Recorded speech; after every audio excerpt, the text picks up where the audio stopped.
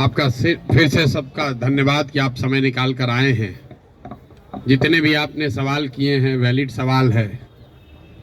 आपके डाउट्स, आपकी शंकाएं सब वैलिड ही है। किसी ने कहा कि आप तो पहले सब दल को जिताए हैं तो आप पर भरोसा क्यों करें। कोई कह रहा है कि अरविंद केजरीवाल ठगा है तो अब आपको क्यों फिर से मौका दें।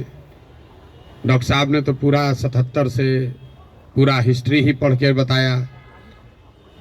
77 से ही 47 से तो ज़्यादा आप राजनीति का आपको आइडिया नहीं है। मेरे भाई, कम से कम खुशी की बात यह है कि आप में इतनी चेतना बची हुई है, इतना हिम्मत बचा हुआ है कि आप आकर कुछ समाज या अपने विषय में कुछ बोल पा रहे हैं।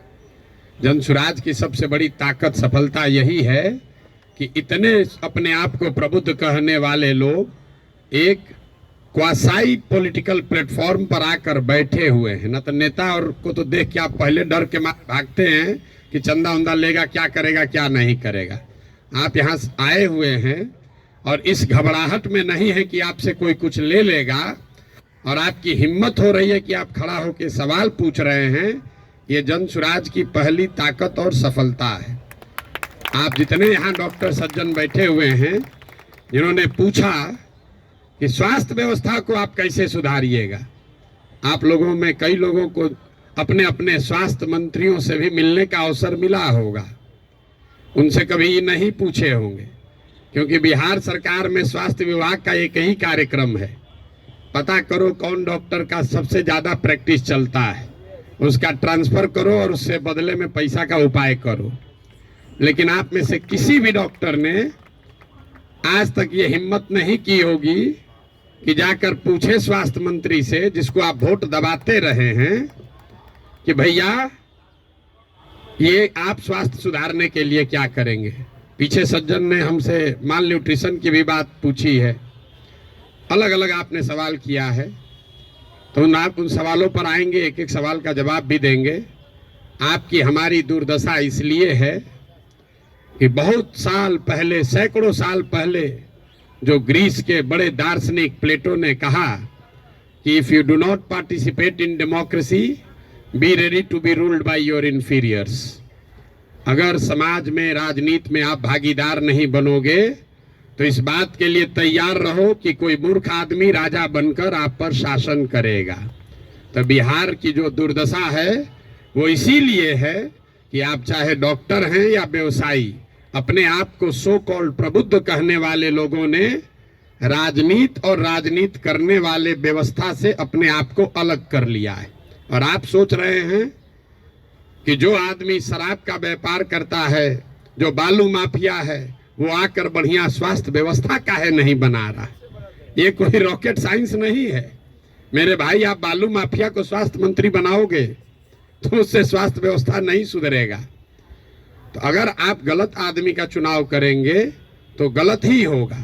अब मैं शुरुआत करूंगा भाई साहब के सवाल से, क्योंकि इन्होंने वो व्यक्तिगत एक सवाल उठाया है कि आप अब बहुत बड़े ज्ञानी बन रहे हैं, आप ही तो इन लोगों को बढ़ाए।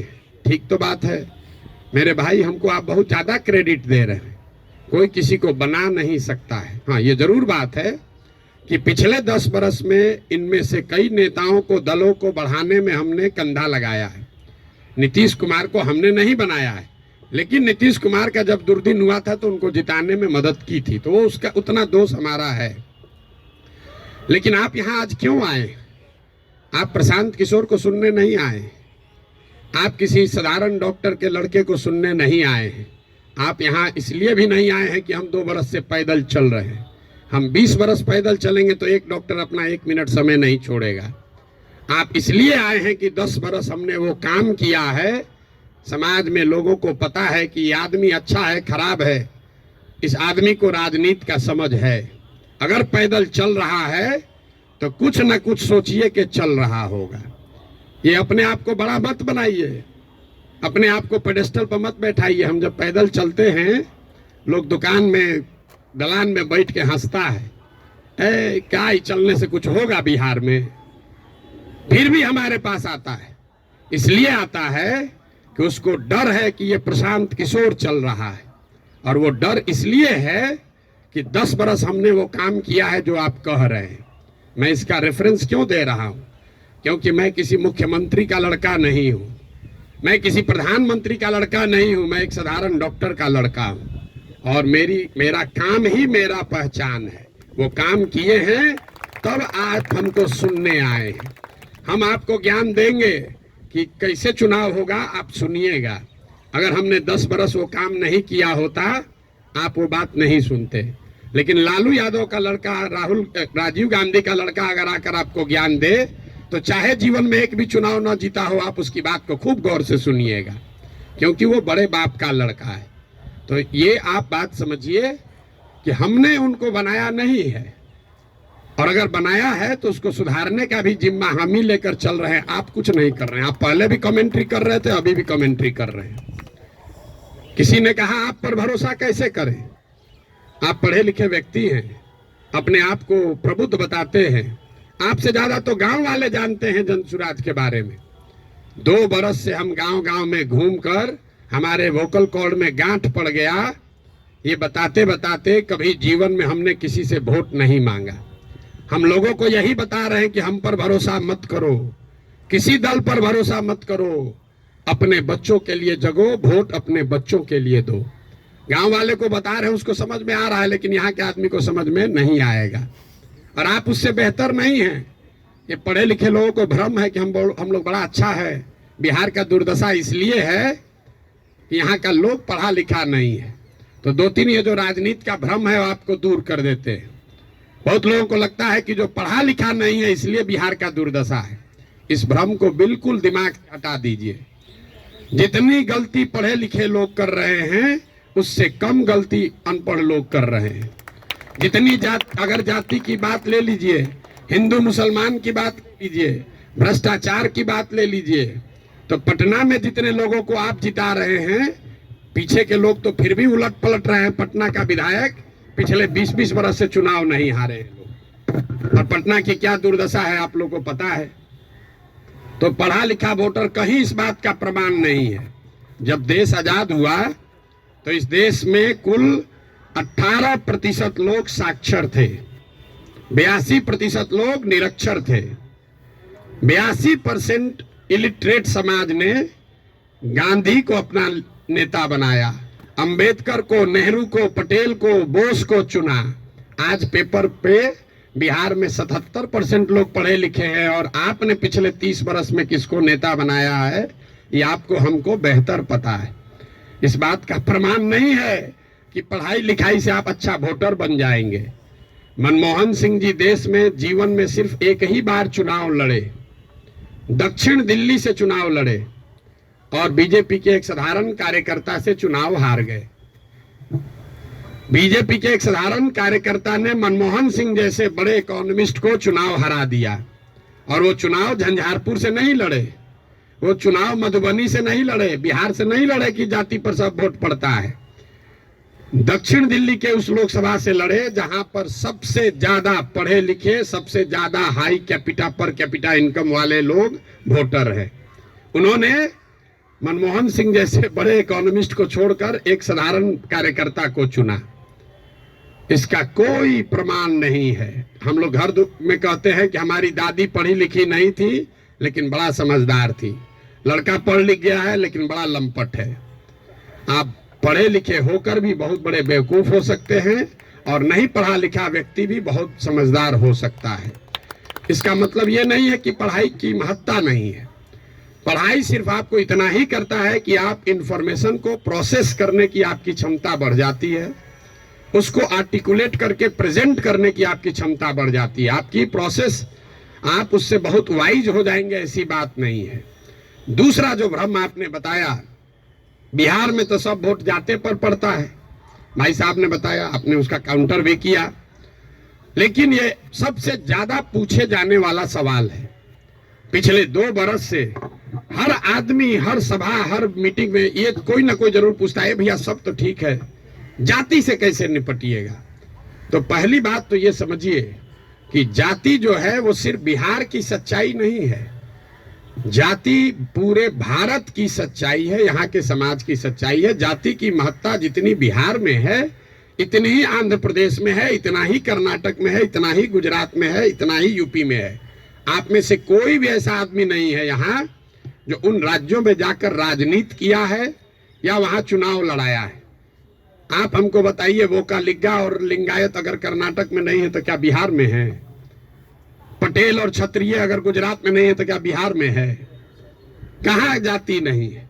जाति हर जगह है। और जाति, ये आपको हमको हमारे दिमाग में ये बैठा दिया गया है कि बिहार में सब चीज जाति पर ही होता है। इस चीज को एग्जामिन कीजिए कि क्या बिहार में सब लोग वोट जाति पर देते हैं? तथ्य पर जाइए, दैनिक जागरण पर लेख पढ़कर दिमाग मत बनाइए। हम आपको 4 उदाहरण अभी देंगे। आगे क्या होगा छोड़ दीजिए, पीछे क्या हुआ है वो बताते हैं, आपको अपने आंख खुलेगा। 1984 में बिहार में कांग्रेस को बहुत बड़ी सफलता मिली थी। करीब करीब उस समय बिहार झारखंड जो एक साथ था, 54 में 53 सांसद कांग्रेस के जीते थे। यहाँ बैठे जितने साथी हैं उनसे पूछूंगा उस समय कांग्रेस को कैसे वोट पड़ गया। राजीव गांधी के जाति के बहुत लोग तो नहीं रहते हैं बिहार में, तो आप बताएंगे कि वोट राजीव गांधी को नहीं पड़ा, वो तो इंदिरा गांधी की मृत्यु हुई। उस मृत्यु से जो सहानुभूति की लहर बनी उसमें जाति पाति छोड़कर सबने कांग्रेस को वोट दिया। सब लोग मुड़ी हिला रहा है, उसको लिख लीजिए। फिर पूछेंगे 1989 में इसी बिहार में क्या हुआ? बीपी सिंह जी के नेतृत्व में कैसे पूरा जनता दल बिहार जीत गया? आप में से ज्यादातर लोग बताएंगे कि जनता दल को वोट नहीं पड़ा। वोट उस समय पड़ा बोफोर्स के नाम पर। बहुत बड़ा एक माहौल बन गया था भ्रष्टाचार के खिलाफ।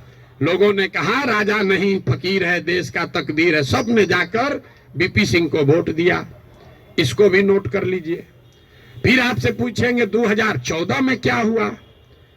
मोदी जीत गए, भाजपा कैसे जीत गया बिहार में? तो आप कहेंगे भाजपा का तो कोई ताकत ही नहीं था। वोट भाजपा को नहीं पड़ा, मोदी को पड़ा। मोदी के नाम पर ऐसी लहर बन गई कि समाज के हर वर्ग ने जाकर मोदी को वोट दिया। फिर आपसे पूछेंगे 2019 में क्या हुआ? तो लोग बताएंगे यहाँ राजनीति तो सब बात करता है कि भैया एकदम कांटे का मुकाबला था। ये जो पुलवामा हुआ ना, उसके बाद समझिए कि हर जात का आदमी जाकर मोदी को ही वोट दे दिया।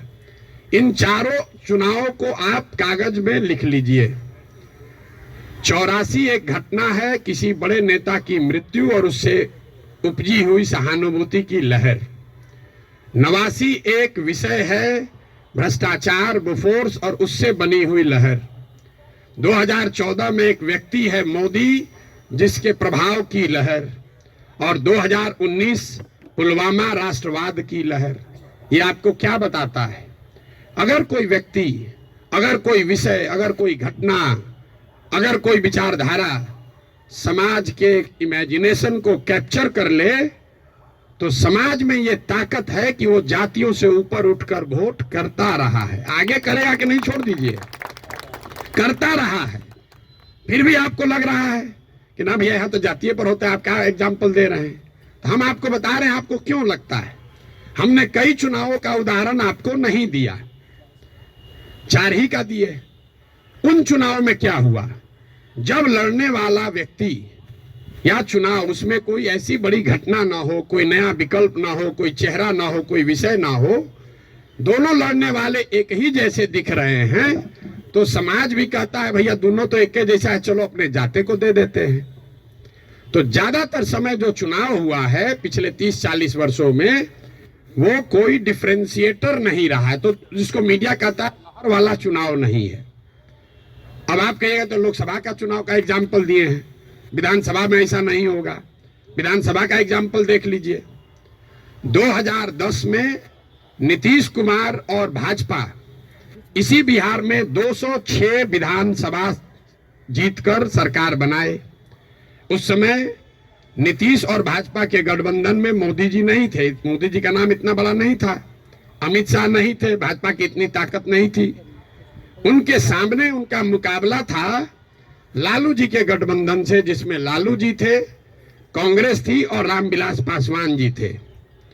लालू जी की ताकत आज के तेजस्वी यादव से तो निश्चित तौर पर ज्यादा थी 2009 में। रामविलास जी की ताकत उनके लड़के से ज्यादा थी, और कांग्रेस भी उस समय 2009 में देश में सत्ता में थी। इसके बावजूद 2010 के चुनाव में एनडीए को, नीतीश और भाजपा को 206 सीट आया। वही गठबंधन जब वो 2020 में लड़े तो इस बार भाजपा के साथ मोदी भी हैं, अमित शाह भी हैं, देश में भाजपा की ताकत बढ़ी भी है। दूसरे साइड एनडीए में अब लालू जी के जगह तेजस्वी जी आ गए थे। रामविलास जी का दल तो उस गठबंधन में था ही नहीं, और कांग्रेस की भी ताकत कमी हुई।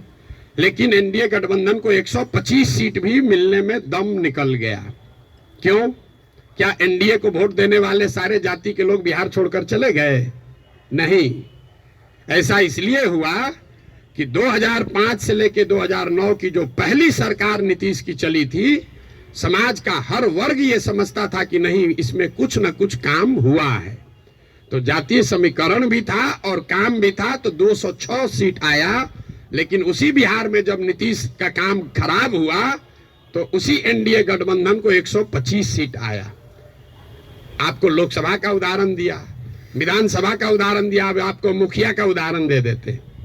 पिछले बार मुखिया के चुनाव में बिहार में 80% मुखिया चुनाव हार गया है, 80%, और वार्ड सदस्य करीब करीब 95%।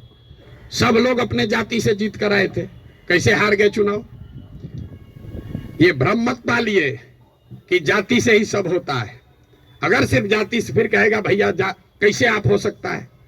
बिहार में नीतीश कुमार के जाति के कितने लोग रहते हैं? 2-2.5% रहते होंगे। लालू जी के जाति के कितने लोग रहते हैं? 15% लोग रहते हैं। आप पूरे भारतवर्ष में जो कहीं भी जहां भी मुख्यमंत्री है, आंख बंद करके जाके देख लीजिएगा, कोई भी ऐसा आदमी किसी राज्य में मुख्यमंत्री नहीं है जो वहां के जाति की, जिसके जाति की संख्या सबसे ज्यादा है। ये उल्टा चलता है। ये आपको हमको लगता है कि जिसका जाति संख्या ज्यादा रहेगा मुख्यमंत्री बन जाएगा। जिसकी जाति की संख्या सबसे ज्यादा हो, उस जाति के आदमी को वो राज्य जीतना करीब करीब इम्पॉसिबल है, नहीं जीत सकता है। क्योंकि उस जाति से दूसरे समाज के लोग डरते हैं। वो सोचता है ये आएगा तो सब कब्जा कर लेगा, तो उसके खिलाफ कंसोलिडेशन भी होता है। आप यही नहीं, बंगाल देख लीजिए, यूपी देख लीजिए, तेलंगाना देख लीजिए, आंध्र देख लीजिए। आंध्र प्रदेश में भी नायडू जीत कर आए, कंबक कम्युनिटी के हैं, उसकी जाति की संख्या 6% है। बगल में योगी जी हैं, राजपूतों की संख्या 4% है। उसके बगल में मध्य प्रदेश में यादव जी हैं, उनकी संख्या 5% से कम है। राजस्थान देख लीजिए, आप कहिए वो तो भाजपा का है, जितना रीजनल पार्टी है सबका उठाकर देख लीजिए, कहीं पर भी जिस जाति की संख्या सबसे ज्यादा है उसका नेता मुख्यमंत्री नहीं है। अब फिर यहाँ गलथेथाई का आदत है, कहेगा ना नीतीश तो पिछड़ा का नेता है। तो भाई अगर कोई नीतीश जी पिछड़ा का समीकरण गोलबंदी कर सकते हैं तो आप भी कर सकते हैं। आपको कौन रोका है? किसने रोका है कि कुशवाहा का जाति का कोई नहीं कर सकता है, या कोई ब्राह्मण नहीं कर सकता है, कोई राजपूत नहीं कर सकता है? भाई अगर कुर्मी समाज का आदमी कर सकता है तो कोई मुसहर भी कर सकता है, कोई कुशवाहा भी कर सकता है, कोई राजपूत भी कर सकता है। आप में वो क्षमता होनी चाहिए, वो प्रयास करने की का मादा होना चाहिए। जाति का भ्रम मत पालिए। और अंतिम बात, मान लीजिए एक बार कि आपको बात मान भी ले कि जाति बड़ा महत्वपूर्ण है, तो जिसको भी राजनीति के जरिए समाज का अगुवा बनना है, उसके पास ये विकल्प नहीं है कि समाज में सब सुधर जाएगा तब हम आएंगे। सब आदमी कहता भैया करना तो चाहते हैं लेकिन बिहार में जातिवाद बड़ा है। अरे भाई, तो जब जातिवाद खत्म हो जाओगे तब राजनीति करने आओगे, तो ना जाति कभी खत्म होगा ना कभी आओगे। और अगर खत्म हो ही जाए, अगर भ्रष्टाचार खत्म हो जाए, जातिवाद खत्म हो जाए, बाहुबल खत्म हो जाए, तो आपके हमारे आने की जरूरत क्या है? जो खत्म किया है उसी को आगे रहना चाहिए। आपकी हमारी जरूरत तभी तो है। राजनीतिक अगुवा जिसको बनना है उसको समाज की कमजोरी और उसकी ताकत के रहते हुए ही उसका अगुवाई करना है। आप उससे अलग नहीं हट सकते। किसी ने भ्रष्टाचार की बात कही, भ्रष्टाचार पर आपका क्या प्रोग्राम है? कोई प्रोग्राम नहीं। भ्रष्टाचार तब सुधरेगा जब आप और हम भ्रष्टाचार कम करेंगे। हम हर गांव में कहते हैं कि जिस गांव में हम 5000 गांव में पैदल गए, गांव में सबसे पहले हल्ला कौन करता है कि बड़ा भ्रष्टाचार है, मुखिया चोरी कर रहा है, नाली गली नहीं बना रहा है, राशन कार्ड में पैसा ले रहा है, इंदिरा आवास में 20,000 लग रहा है, दाखिल खारिज में 10-15 हजार रुपया लग रहा है। वही आदमी करता है जो 2 बरिस पहले मुखिया के चुनाव में 500 रुपया लेकर वोट दिया है। सबसे पहले जो डॉक्टर साहब 50,000 रुपया दे के खुद ट्रांसफर कराए हैं, बुरा नहीं मानिएगा, हमारे बाबूजी भी प्रैक्टिशनर थे, कि हमारा प्रैक्टिस ना गड़बड़ाए, हेल्थ मंत्री हमसे पैसा लेके हमको पोस्टिंग कर दे, अब बाकी सबके लिए ईमानदार हो जाए। कैसे संभव है रे भाई, कैसे संभव है? आप सोच रहे हैं कि हम 50,000 रुपया दे के क्रीम पोस्टिंग करा लें, क्रीम पोस्टिंग खाली जाके हाजिरी बनाए, सिविल सर्जन को 5,000 रुपया दे, आप प्रैक्टिस करते रहे। स्वास्थ्य व्यवस्था को सुधारने के लिए बड़ा बड़ा लंबा लेक्चर दीजिएगा, ये कभी हो सकता है? नहीं हो सकता है। स्वास्थ्य व्यवस्था को लेकर जन स्वराज की क्या सोच है? बिल्कुल ये सही सवाल है। सिर्फ स्वास्थ्य व्यवस्था को लेकर नहीं, 2 संकल्प जो जन स्वराज में हम लोगों ने दिया है कि बिहार के हर पंचायत का, बिहार का नहीं, हर पंचायत का 8,500 पंचायतों का हम योजना बनवा रहे हैं, पैदल चल के खुद जाकर देखकर। और ये तय किया जा रहा है कि उस पंचायत में पढ़ाई की व्यवस्था कैसे होगी, 800 से 1200 रोजगार के अवसर कैसे पैदा किए जाएंगे, और उस पंचायत में जिस तरह की भी खेती होती है उस खेती को खाने वाले खेती से कमाने वाला खेती कैसे बनाया जाएगा। ये 8,500 कार्यक्रम, 8,500 डॉक्यूमेंट जारी करेंगे। आप में से ज्यादातर लोगों को पढ़ने का भी समय नहीं होगा, लेकिन 8,500 पंचायतों का अलग अलग योजना बनाकर जारी करेंगे चुनाव से पहले। उसके साथ साथ बिहार के विकास के लिए जो 10 महत्वपूर्ण पहलू हैं, उसमें स्वास्थ्य भी इंक्लूडेड है, उस पर भी 10 साल का विजन डॉक्यूमेंट बनाकर आपको चुनाव से पहले जारी करेंगे। ये बताएंगे कि बिहार में स्वास्थ्य की व्यवस्था को कैसे सुधारा जाए। आप उसको पढ़िए, समझिए, कुछ योगदान देना है योगदान भी दीजिए, सुझाव भी दीजिए, और अगर ठीक लगे तो अच्छा तब अपनाइए, हमारे कहने पर मत जाइए। अब आप कहिएगा कि अभी काहे नहीं जारी किए हैं? अभी इसलिए नहीं जारी किए हैं कि अगर अभी हम वो योजना जारी कर दें तो वो मेरी सोच होगी, उसमें आपकी और बिहार के लोगों की सोच समाहित नहीं है। पहले गांव गांव जाकर देखकर ये समझ रहे हैं, लोगों से पूछ रहे हैं कि क्या करना पड़ेगा। ज्यादातर आदमी क्या नया क्या देख लीजिएगा इसमें, हम आपको बता रहे हैं नया क्या देख लेंगे।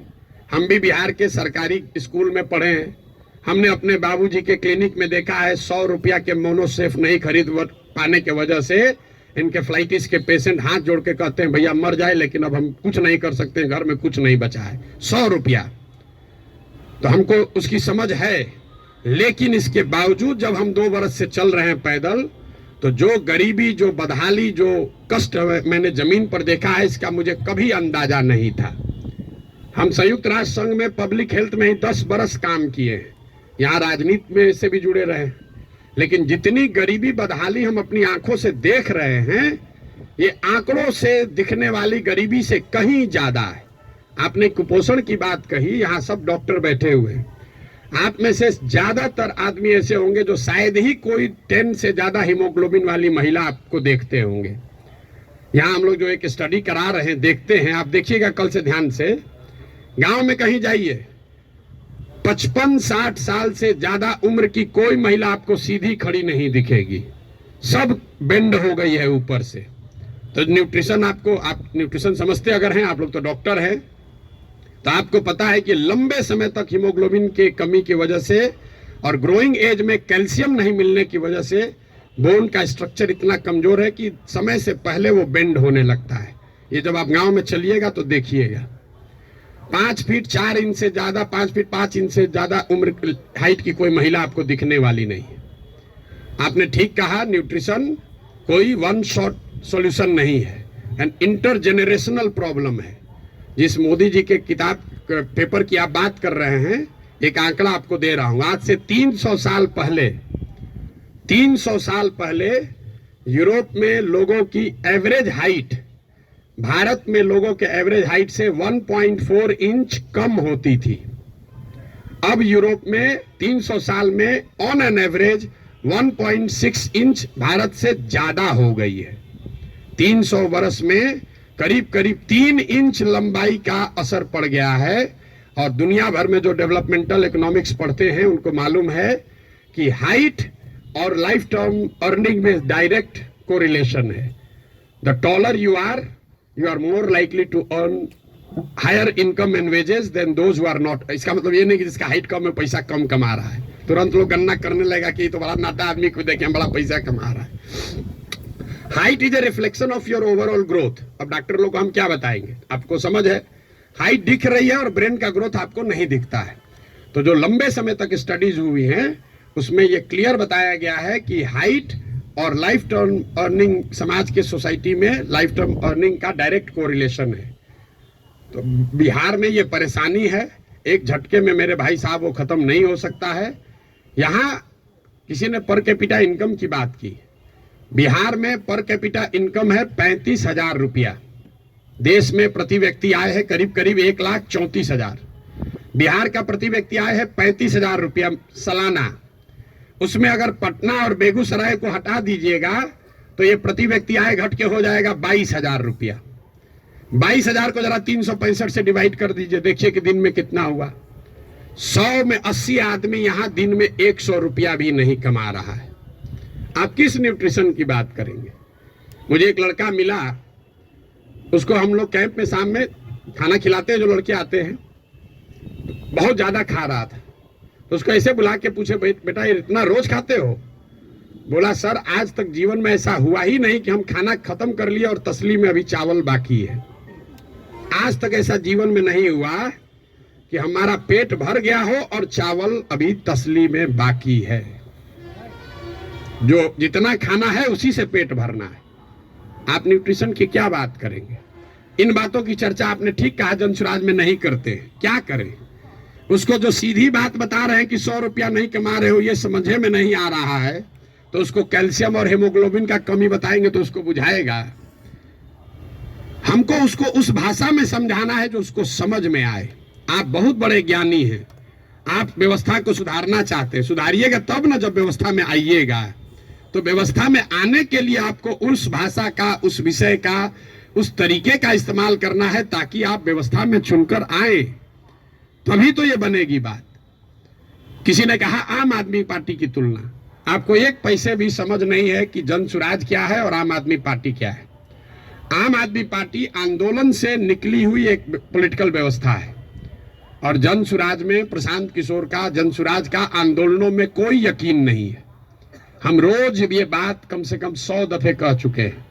जनसुराज आंदोलन नहीं है, इसको जेपी के आंदोलन से कंपेयर मत कीजिए और इसको आम आदमी पार्टी के आंदोलन से कंपेयर मत कीजिए, क्योंकि आंदोलन है ही नहीं। क्यों नहीं है? हमको लोग आगे कहता है भैया आंदोलन कीजिए उससे बिहार सुधरेगा। मेरा आंदोलनों में कोई यकीन नहीं है, क्योंकि मानव सभ्यता का इतिहास आपको बताता है, पूरे दुनिया का, बिहार का, भारत का नहीं, पूरे दुनिया का मानव सभ्यता का इतिहास ये आपको बताएगा कि आज तक किसी भी आंदोलन से, फ्रांस की क्रांति को अगर आप अपवाद के तौर पर हटा दीजिए तो किसी भी रेवोल्यूशन से, आंदोलन से कभी समाज का भला नहीं हुआ है। आंदोलन और रेवोल्यूशन जो है वो किसी को सत्ता से हटा सकता है। वो तेज हथियार है जिससे आप बड़े से बड़े वृक्ष को काट सकते हैं, उससे आप नए समाज का निर्माण नहीं कर सकते। भाई साहब खड़ा होकर जेपी का आंदोलन का एक उदाहरण दे रहे थे। मेरे भाई जेपी का आंदोलन कहाँ कहा गया है? आप तो जेपी के आंदोलन में शायद जुड़े हुए हैं, आपने दावा किया। जेपी के आंदोलन में कहाँ कहा गया है कि बिहार को सुधारा जाएगा? जेपी के आंदोलन का नारा था संपूर्ण क्रांति, इंदिरा गांधी को हटाओ। तो उस आंदोलन की, क्रांति की इतनी ताकत थी, इंदिरा गांधी को हटा दिए। नया व्यवस्था बनाने की बात कहां कही गई थी? अरविंद केजरीवाल या आम आदमी पार्टी ने नई व्यवस्था की बात कहां कही?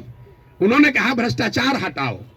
हम तो नहीं कह रहे भ्रष्टाचार हटाओ, क्योंकि दुनिया में कहीं इसका कोई प्रमाण नहीं है कि कोई एक कानून बनाकर आप भ्रष्टाचार खत्म कर देंगे। ये तो सतत प्रक्रिया है। जिन देशों ने भ्रष्टाचार पर अंकुश लगाया है, दुनिया में सबसे ईमानदार देश कौन है? जो स्कैंडिनेवियन कंट्रीज हैं, फिनलैंड, स्वीडन, नॉर्वे, डेनमार्क, वहां जाइएगा, वहां करप्शन मिनिमम है। आप जाकर उसका अध्ययन कीजिए कि वहां कैसे करप्शन कम हुआ। वहां अरविंद केजरीवाल थोड़े पैदा हुए थे, वहां जन्म लोकपाल करके कोई विधायक नहीं पारित हुआ। वहां भ्रष्टाचार 4 तरीके से कम हुआ है। पहला, समाज में ये जागृति बनी लंबे समय में कि अच्छे और स्वच्छ लोगों का चुनाव करो, मतलब इलेक्टोरल प्रोसेस को जहां तक हो सके उसको स्वच्छ बनाया गया। आप में से कुछ लोग सोशल मीडिया पर अभी देखे होंगे, नीदरलैंड्स का प्रधानमंत्री अभी आज से करीब 2 हफ्ते पहले 12 बरस प्रधानमंत्री रहने के बाद हटा है, तो वो साइकिल से अपने घर से अकेले निकल रहा है। तो वहां की समाज ने ये व्यवस्था बनाई कि स्वच्छ लोग स्वच्छ तरीके से वोट करें, स्वच्छ लोगों को चुने। दूसरा उन्होंने क्या किया, उन्होंने बहुत बड़े स्तर पर जन भागीदारी, लोकतंत्र को समाज में उतारा। सिर्फ सरकार चुनने की व्यवस्था को लोकतंत्र नहीं बनाया, जो सरकार के नीतिगत फैसले हैं उसमें समाज की भागीदारी करी। और चौथा, बहुत बड़े स्तर पर टेक्नोलॉजी का इस्तेमाल हुआ है। आप लोग जितने लोग आए हैं, ज्यादातर लोग नल जल योजना के बारे में सुने समझे होंगे, बहुत यहाँ ब्यूरोक्रेट लोग भी बैठे हुए हैं। नल जल योजना में अभी तक सरकार यही चक्कर में बहस में पड़ी है कि वहां चल रहा है कि नहीं चल रहा है। 25,000 करोड़ रुपया खर्चा हो गया। उसी सरकार में स्मार्ट मीटर लगाकर लोगों को यह पता है कि बिजली कितना कंज्यूम हो रहा है, लेकिन नल जल में अगर स्मार्ट मीटर लगाया होता तो कम से कम इतना तो पता चलता कि वहां पानी चल रहा है कि नहीं चल रहा है। 25,000 करोड़ रुपया खर्चा कर दिया, लेकिन पानी को निकलने, मापने, उस पर बिल करने का कोई टेक्नोलॉजिकल सॉल्यूशन नहीं ढूंढा। तो ये 4 चीजें जो हैं उसको करके भ्रष्टाचार पर अंकुश लगाया जा सकता है। लोकतांत्रिक व्यवस्था को जहां तक हो सके उसको भ्रष्ट लोग और भ्रष्ट पैसे से बचाया जाए। दूसरा, जनता को नीतिगत मामलों में शामिल किया जाए। तीसरा, उनको भागीदार बनाया जाए, सरकारी सत्ता और संसाधन का विकेंद्रीकरण हो। और चौथा, बड़े पैमाने पर टेक्नोलॉजी का प्रयोग हो। अगर ये चारों का इस्तेमाल करेंगे तो भ्रष्टाचार पर अंकुश लगाया जा सकता है। खत्म ना हो सकता है, ना होने का हम दावा कर रहे हैं। तो वो सब बात मत कहिए कि आप कैसे खत्म कीजिएगा, हम ना खत्म करेंगे, हमारे बस का ही नहीं, हमारे कैसे खत्म हो जाएगा। सीओ साहब का 40 लाख रुपया लेके पोस्टिंग कीजिएगा, सीओ पैसा नहीं लेगा दाखिल खारिज में, ऐसा संभव है? 40 लाख रुपया लेकर अगर सीओ से को आप पोस्टिंग कीजिएगा, थाना दीजिएगा, अगर किसी थानेदार को 20 लाख रुपया लेके, तो पैसा कैसे नहीं लेगा? लेगा ही लेगा। अब आपका एक और सवाल लोगों का जो रहता है, भैया इस पर कैसे भरोसा करें? भाई बिल्कुल मत भरोसा करो। जो पहले से आपको ठग रहा है, आप लोग डॉक्टर हैं, जो दवा पहले से फेल है उसको इस्तेमाल करना चाहते हो, लेकिन ट्रायल मेडिसिन कैसे, ट्रायल मेडिसिन का ट्रायल कैसे होता है? आपको मालूम है कि इसकी 100% गारंटी नहीं है, लेकिन फिर भी कहते हैं अच्छा पेशेंट मर रहा है, उसका कंसेंट लेकर आप ट्रायल मेडिसिन देते हैं कि 20% भी चांस अगर कहीं लग गया तो ठीक हो जाएगा। आप जनसुराज को वही ट्रायल मेडिसिन ही समझ लीजिए। पहले वाला तो पहले से एक्सपायर है। बताइए यहाँ के लोगों के बुद्धिमत्ता का जरा आलम देखिए। जो पहले से एक्सपायर मेडिसिन है उसको देने के लिए तैयार है, लेकिन ट्रायल मेडिसिन में शायद संभावना है 10% ठीक हो जाए, हम 10% कह रहे हैं, तो उस पर आप दाव नहीं लगाना चाहते। पहले से एक्सपायर मेडिसिन को कह रहे इसी को दो। भाई किसको कंपेयर कर रहे हैं आप? अगर 2 यहाँ नई व्यवस्था बन रही हो तो जरूर आपका वैलिड सवाल है कि भाई आम आदमी पार्टी को दे कि जनसुराज को दे। लेकिन जब पहले से तीनों एक्सपायरी मेडिसिन है, उसके सामने कुछ भी नया हो रहा है, तो आपको तो कहना चाहिए नहीं चलो एक बार ट्राई करके तो देखते हैं। यहाँ तो 30 वर्ष से खत्म ही हो रहा है। मेरा आपसे इतना ही अनुरोध है, आग्रह है। आपने ड्राइंग रूम में रहकर बहुत बात कर ली, अपने चैम्बर में रहकर बहुत बात कर लिया, आप समाज की चिंता करने वाले लोग हैं, लेकिन इसी अव्यवस्थित समाज से आपने अपने और अपने परिवार के लिए कुछ कर लिया है। अब ये समय है कि थोड़ा ही सही कुछ न कुछ अपने इस मिट्टी के लिए, अपने समाज के लिए वापस कीजिए। प्रशांत किशोर पर भरोसा मत कीजिए। हम करें, आप करें, हमारे बच्चे करें, आज हो या 20 वर्ष के बाद हो, करना तो किसी न किसी बिहार के आदमी को ही पड़ेगा। ये बात आप गांठ बांध लीजिए। कोई तमिलनाडु से आकर बिहार की व्यवस्था सुधारने वाला नहीं है। और डॉक्टरों का और बुद्धिजीवियों के लिए अंतिम बात, आपका सबसे बड़ा स्टेक है। कई बार पैसे वाले बुद्धिजीवियों को लगता है हम तो बचे हुए हैं, इससे हमारा लड़का तो बंगलोर सेटल हो गया। मेरे भाई, आपका दुर्दशा सबसे ज्यादा है। जो गरीब है उसका बच्चा तो फिर भी छठ उठ में आ जा रहा है, ट्रेन में धक्का खा के भी। आपका बच्चा कहता है ना, कहां जाएंगे छठ में, वहां ठीक नहीं लगता है। जो गरीब है वो बूढ़ा होगा, वापस अपने घर में आएगा, क्योंकि उसको बॉम्बे बेंगलोर रहने का साधन नहीं है। लेकिन आपके बच्चे, जिसके लिए आप अभी 18 घंटा काम कर रहे हैं, जैसे हमारे बाबूजी किए, आपके बच्चे बिहार वापस लौट कर आने वाले नहीं है। अगर जहाज डूबेगा तो उसमें बैठा हुआ हर व्यक्ति डूबेगा। हमारे बाबूजी भी 12 घंटा, कभी संडे को भी छुट्टी नहीं लिए, रात दिन लगे रहे, घर बना रहे हैं। हमारा बेटा रहेगा यहाँ, हमारा पतोह रहेगा यहाँ, हमारा लिविंग रूम रहेगा। आज ही कोई आदमी आया था, भैया 4 बरस से आप घर नहीं गए, वहाँ बक्सर में मेरा घर है, सासाराम में भी घर है, 4 बरस से वहाँ कोई दिया बत्ती जलाने वाला भी नहीं है।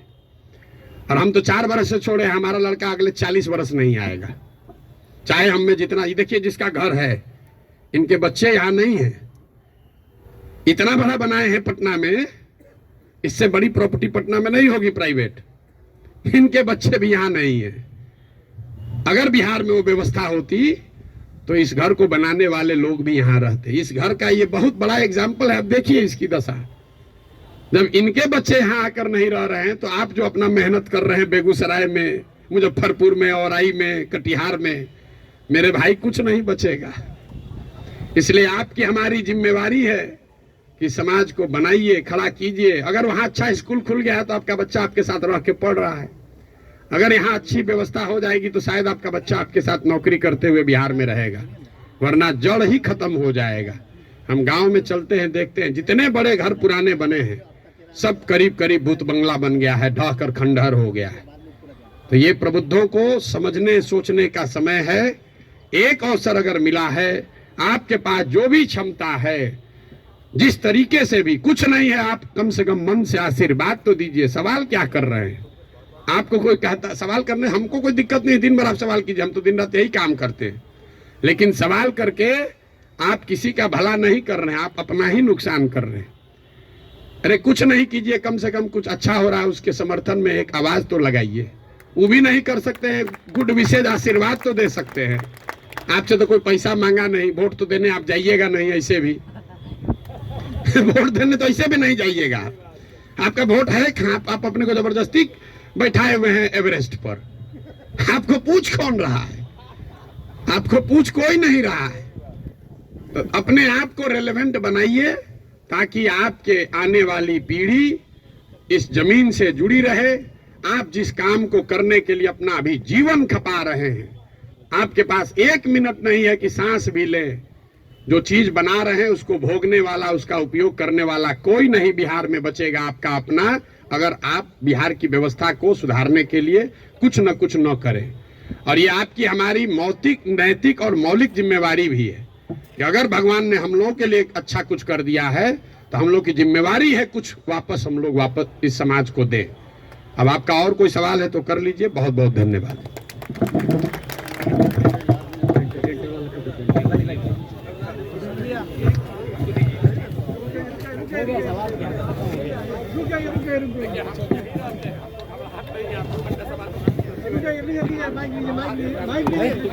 भाई ये रवि रंजन जी क्या बोल रहे हैं भाई? खत्म करना है कि